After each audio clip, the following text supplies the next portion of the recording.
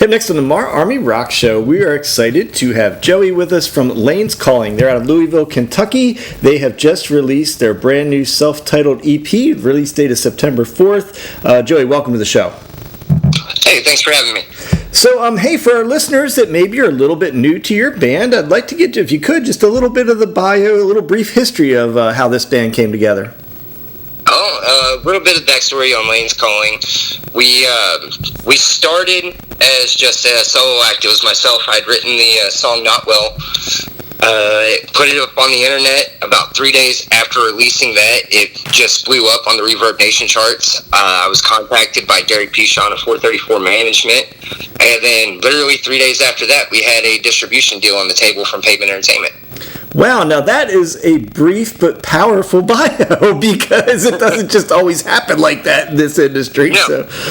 Not at all. You know, I know guys who have been doing this for 10 to 15 years plus that are still working on achieving what we did in a very short amount of time.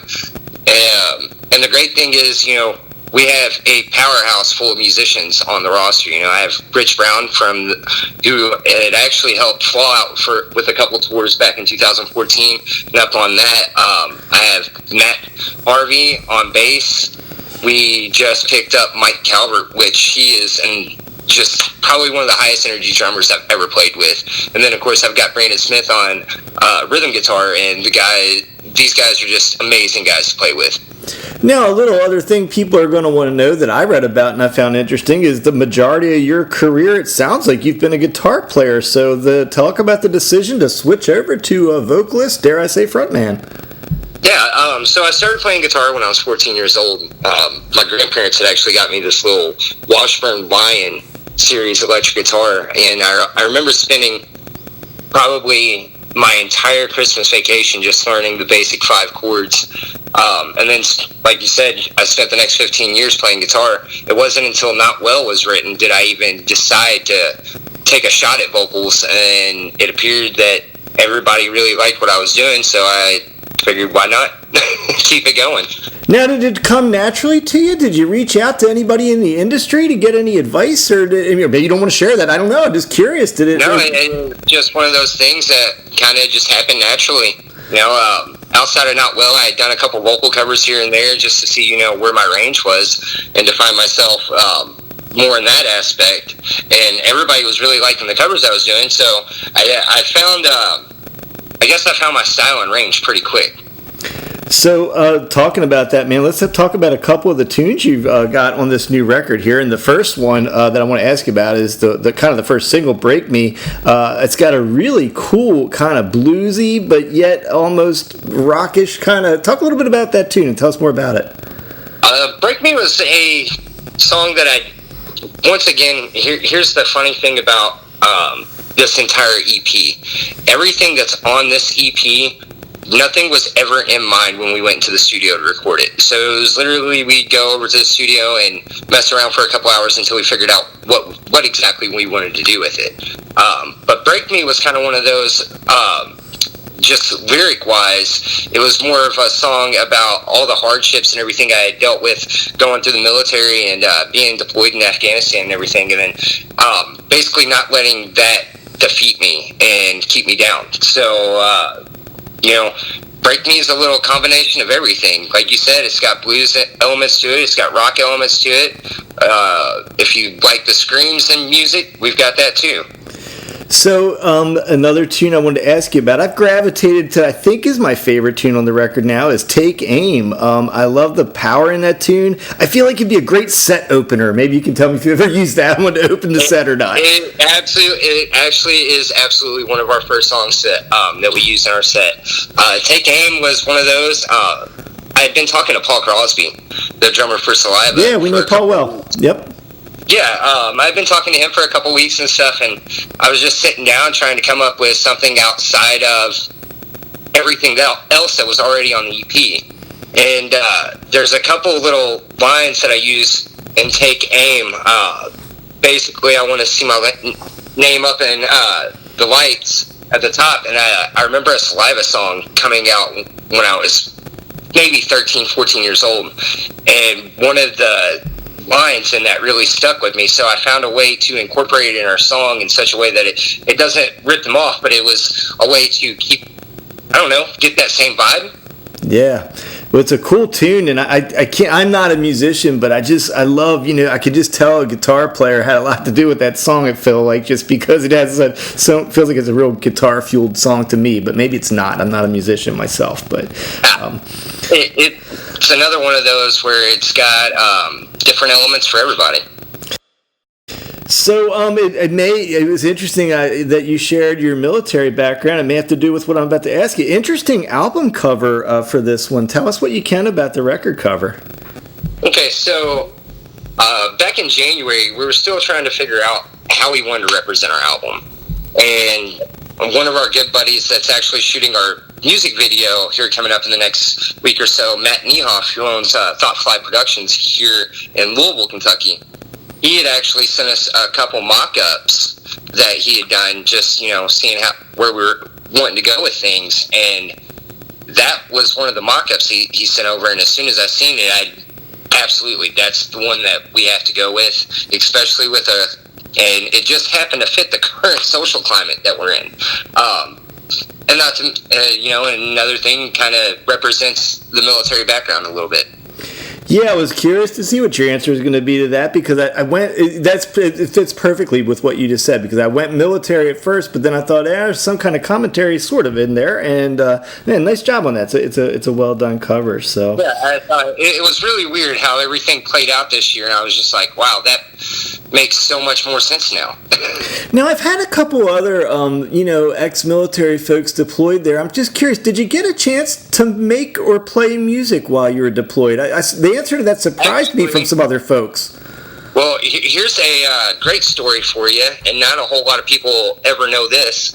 So when we were deployed to Afghanistan, I had actually purchased a Kirk Hammett Signature 606 LTD and had it shipped to Afghanistan. And I played this guitar. I might have had it in Afghanistan for 2 weeks. And while we were out on a mission, we were actually on our way back to base, we had taken indirect mortar fire on the base, where one of the mortar rounds had actually came through the roof over top of my room and destroyed my guitar and computer. Oh, my. So we get back to the base, and the sergeant major of our company, he's coming through making sure, everybody's all right and everybody still got their limbs. He's like, man, I'm no Jimi Hendrix, but seeing that guitar broke my fucking heart. Oh, no.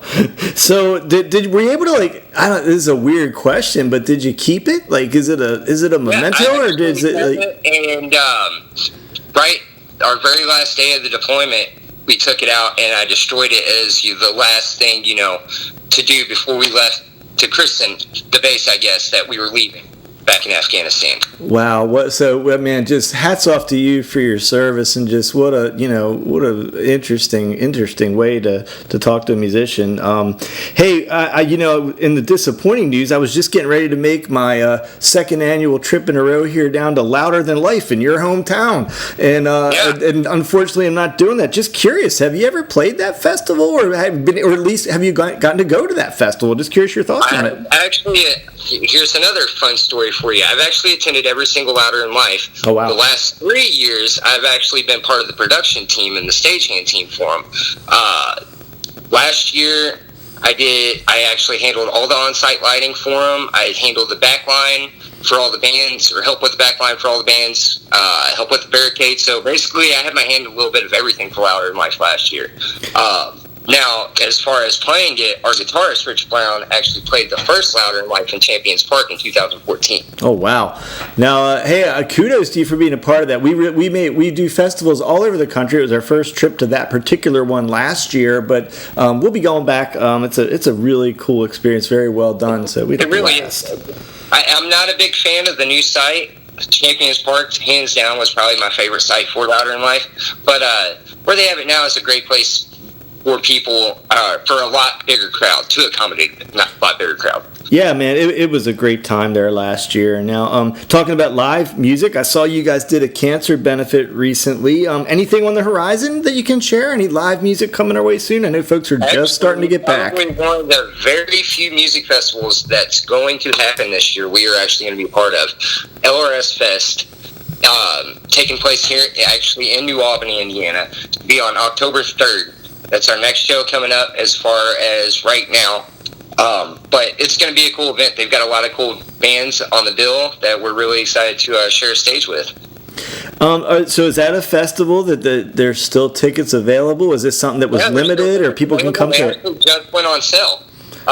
So the tickets just went on sale. They kind of held off on announcing anything until later on because of the COVID crisis. Obviously, nobody wants to announce a big festival right now and then have to cancel a week before. Sure. So, they waited, and now they finally got the things necessary and in place to make sure that not only can we hold this festival, we can do it safely and accommodate people without, putting them in harm's way of the COVID virus. So I'm going to suggest folks check. I assume that all your social media is going to have some conversation about that festival if they want to find out. Absolutely.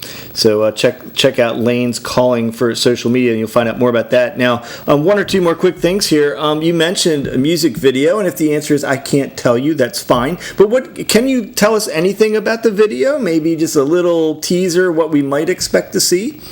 It's going to be completely different from what every other rock and hard rock band's doing right now. That's one thing I will say, and it involves a lot of water.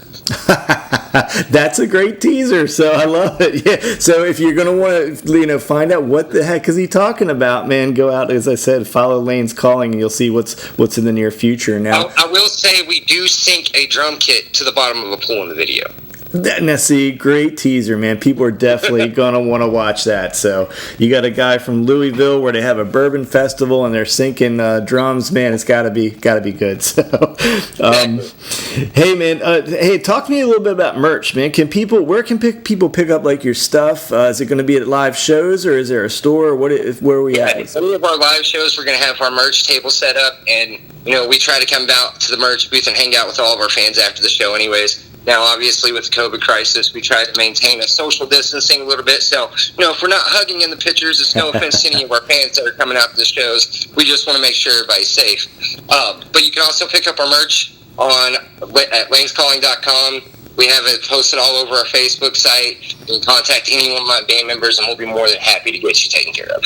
So, man, they are Layne's Calling out of Louisville, Kentucky. Cool place, man. I like Louisville. Been there a few times. And we've been talking with Joey Cox. The EP came out on September 4th. It's well worth a pickup, man. I've been enjoying listening to it all day. So, hey, Joey, thanks a lot for being here, man. We appreciate you coming on the show. I appreciate y'all having me, man.